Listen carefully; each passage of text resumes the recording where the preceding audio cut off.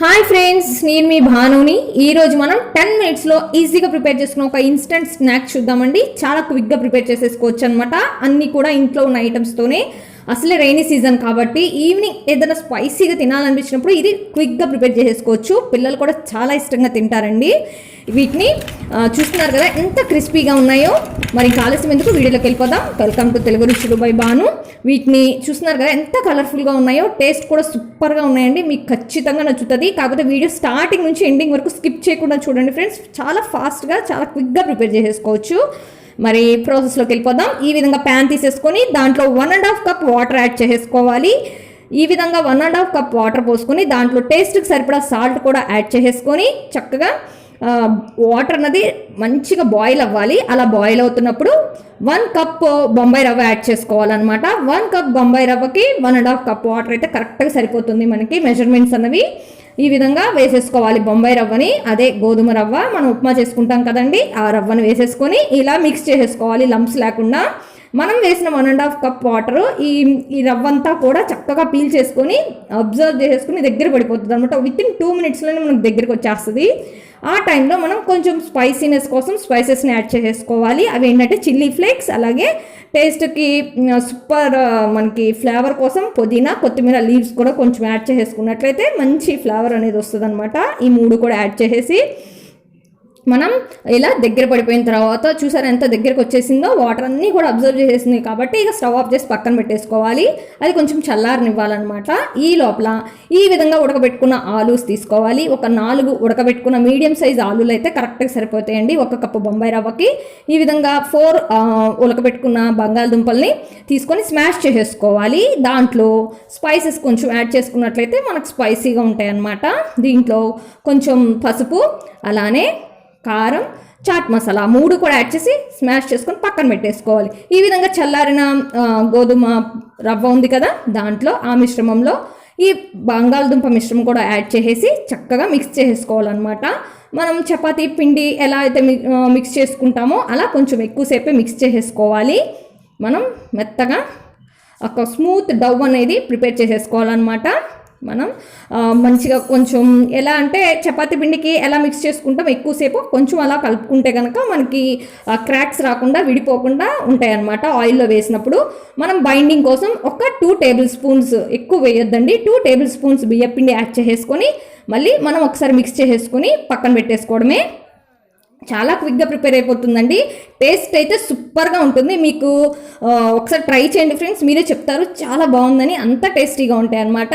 ఇది కనుక మనం పిల్లలకి ఇచ్చేసినట్లయితే చాలా ఇష్టంగా తింటారు. హెల్దీ కూడా. ఉడకబెట్టిన బంగాళదుంపలు అనేది చాలా హెల్దీ అండి. సో ఈ విధంగా మనం మిక్స్ చేసి పక్కన పెట్టేసుకొని ఇప్పుడు మనం ప్రాసెస్లోకి వెళ్ళిపోదాం.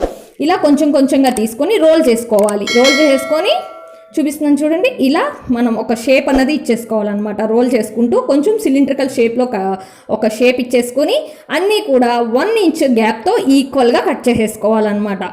ఈ షేప్లోనే ఉండాలి అని ఏమీ లేదండి. మనం డిఫరెంట్ షేప్స్లో మనం క్రియేటివ్గా మనం చేసేసుకోవచ్చు అనమాట ఈ చిప్స్ అన్నవి. సో చూపిస్తున్నాను చూడండి. ఇలా ఈక్వల్గా 1 ఇంచ్ గ్యాప్తో కట్ చేసేసుకొని ఇవన్నీ కూడా పక్కన పెట్టేసుకోవాలన్నమాట. నేను ఇంకొక 2 షేప్స్ చూపిస్తున్నాను. అలా మనకు నచ్చినట్టుగా ఇంకా మనం క్రియేటివ్గా ఆలోచించి ఏ షేప్ కావాలంటే ఆ షేప్లో మనం చేసేసుకొని మనం డీప్ ఫ్రై చేసేసుకోవచ్చు అనమాట. అలానే స్మైలీస్ ఉంటాయి కదా, పొటాటో స్మైలీస్, అలా ఆ షేప్లో కూడా మనం చేసేసుకోవచ్చు. మన ఇష్టం, మన అవైలబిలిటీని బట్టి, మనకున్న టైంని బట్టి మనం ఇలా షేప్స్ క్రియేట్ చేసేసుకోవచ్చు అనమాట. చేసేసుకొని పక్కన పెట్టేసుకోవాలి. సో ఈ విధంగా చూపిస్తున్నాను చూడండి. సన్నగా మనం రోల్ చేసుకొని ఇలా చకోడీస్ లాగా ప్రిపేర్ చేసుకోవచ్చు. కాకపోతే ఇది టైం టేకింగ్ కాబట్టి నేను చెప్తున్నాను కదా, ఆ విధంగా మనం రోల్ చేసుకుని చక్కగా ఈక్వల్గా కట్ చేసేసుకుని పక్కన పెట్టేసుకుంటే మనకి క్విక్గా అయిపోతుంది అనమాట. టేస్ట్ అయితే సూపర్గా ఉంటాయి. మనం ఏ షేప్ అన్నా చేసుకున్నా కూడా సేమ్ అదే షేప్ వస్తుంది, అదే టేస్ట్ వస్తుంది.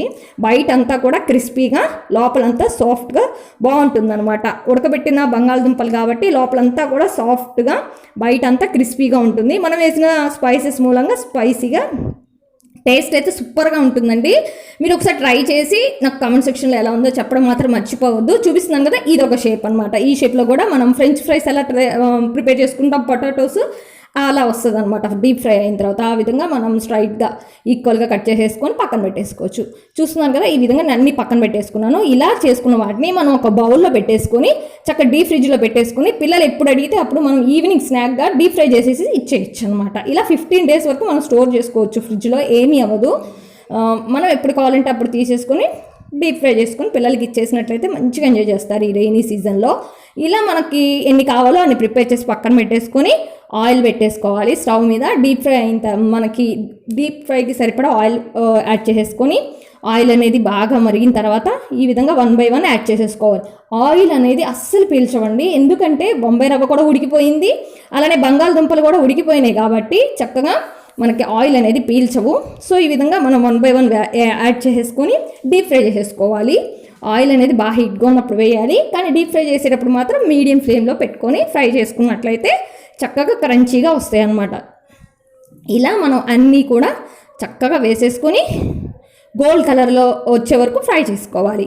గోల్డ్ కలర్లోకి వచ్చిన తర్వాత తీసి పక్కన పెట్టేసుకోవాలండి. మరీ ఆ థిక్ గోల్డ్ కలర్లోకి రావక్కర్లేదు, లైట్ గోల్డ్ కలర్లోకి వచ్చిన తర్వాత తీసి పక్కన పెట్టేసుకోవాలి. మరి థిక్ గోల్డ్ కలర్లోకి ఎందుకంటే బయటకు తీసిన తర్వాత కొంచెం కలర్ చేంజ్ అవుతాయి ఇవి, అందుకని లైట్ గోల్డ్ కలర్ వచ్చిన తర్వాత తీసి పక్కన పెట్టేసుకొని ఇక మనం టమాటో సాస్తో కానీ టమాటో కచప్తో కానీ సర్వ్ చేసుకున్నట్లయితే పిల్లలు అయితే చాలా ఇష్టంగా తింటారండి. నిజంగా బయట ఫుడ్ అనేది అడగరనమాట, అంత టేస్టీగా ఉంటాయి ఇవి.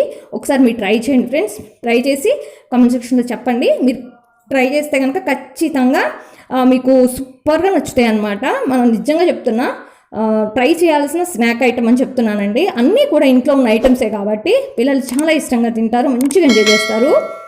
ఒకసారి ట్రై చేయండి, ట్రై చేసి కామెంట్ సెక్షన్లో ఎలా ఉందో చెప్పండి. మీకు ఈ రెసిపీ నచ్చినట్లయితే మీ ఫ్రెండ్స్కి రిలేటివ్స్కి షేర్ చేయండి. అలానే ఫస్ట్ టైం నా ఛానల్ని విజిట్ చేస్తున్నట్టయితే సబ్స్క్రైబ్ చేసుకోండి. సబ్స్క్రైబ్ చేసుకున్న ప్రతి ఒక్కరు కూడా గంట సింబల్ నొక్కండి ఫ్రెండ్స్. గంట సింబల్ నొక్కినట్లయితే నేను చేసే ప్రతి ఒక్క వీడియో కూడా మీకు నోటిఫికేషన్ వస్తుంది. Thank you for watching. చూస్తున్నారు కదండి ఎంత కలర్ఫుల్గా ఉన్నాయో, చాలా స్పైసీగా, టేస్ట్ కూడా సూపర్గా ఉంటాయి. ఖచ్చితంగా ట్రై చేయండి ఫ్రెండ్స్, మీకు ఖచ్చితంగా నచ్చుతుంది. ఈ రైనీ సీజన్లో ఖచ్చితంగా చేసుకోవాల్సిన స్నాక్ అంటే ఇదే అండి.